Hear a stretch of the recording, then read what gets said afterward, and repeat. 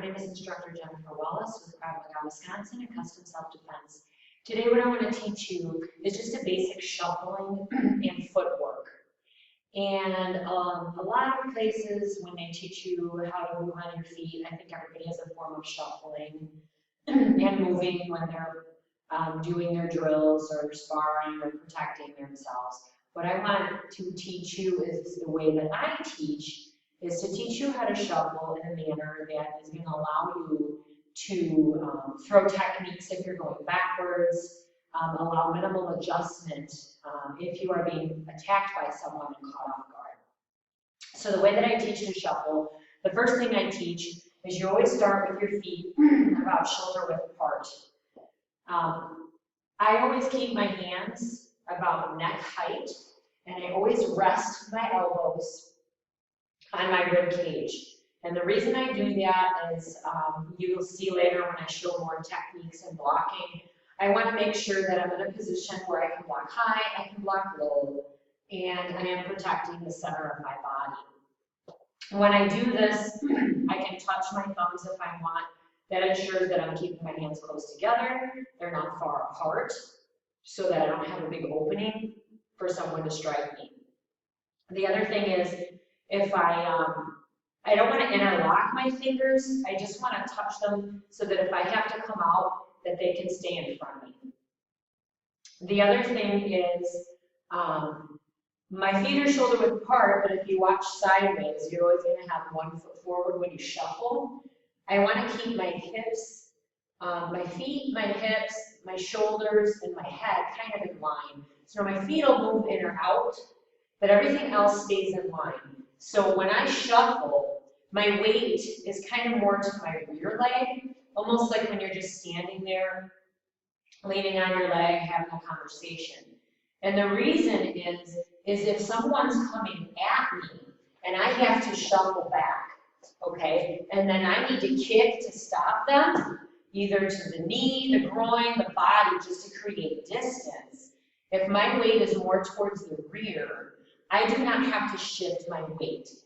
If I have my weight more forward and I'm shuffling like this, and someone's very close to me and I need to create distance, I have to pivot my whole body and shift my whole body back to get this leg up. And what that does, if someone's coming at me very quickly, they're going to run into me as I'm shifting my body weight to get that kick up, and they will knock me down or off balance, and that's not going to allow me to throw any of those techniques in order to gain distance or hit the knee or anything else. It makes it much more difficult. So the goal with keeping your body in line and your weight to the rear is so that you do not have to shift weight if you need to throw a technique. The other thing is it really keeps my body in line. So if my body's in line, it's much more difficult for people to pull me sideways, forwards, backwards, down to the ground. And we'll do a video on that as well, just to kind of show you how to move with another person if you're in an altercation to make it safer for you.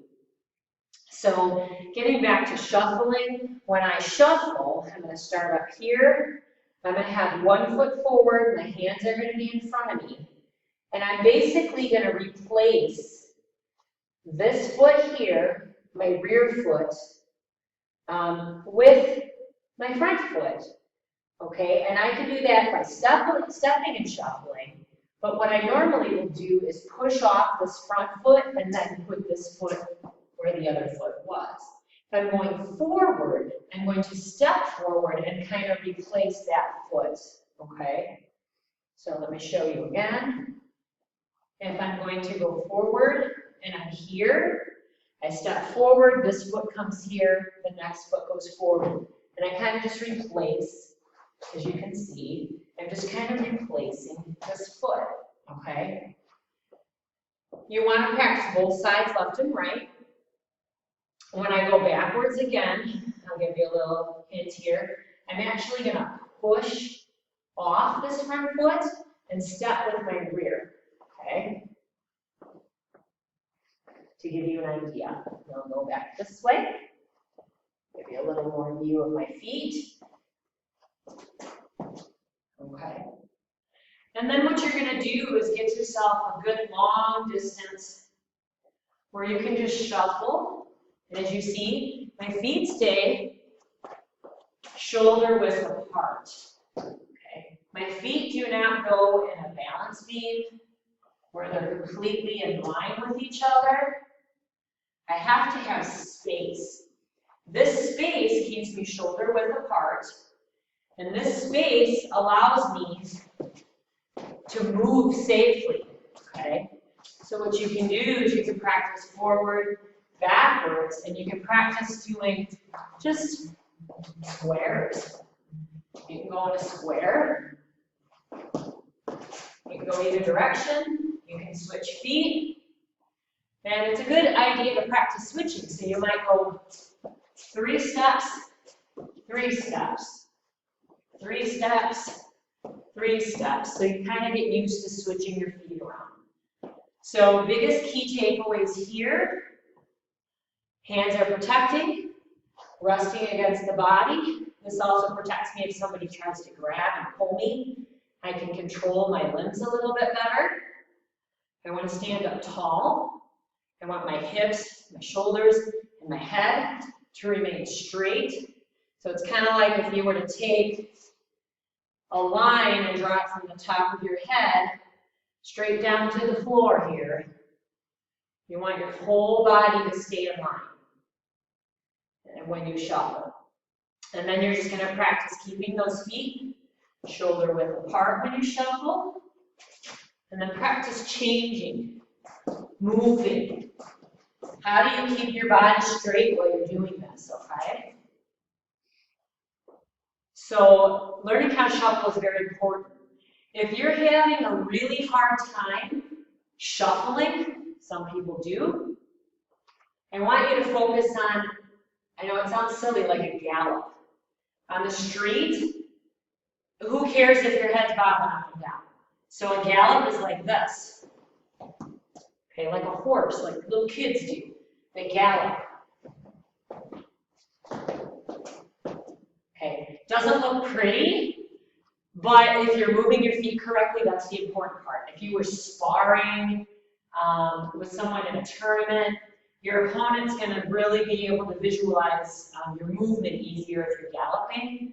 But even if you start with a gallop and you learn to smooth out your steps as you go, the other thing I want to make a good point about is when you are being pushed backwards by someone, you always want to shuffle. You never want to run backwards. When you run backwards, that's how you trip and fall.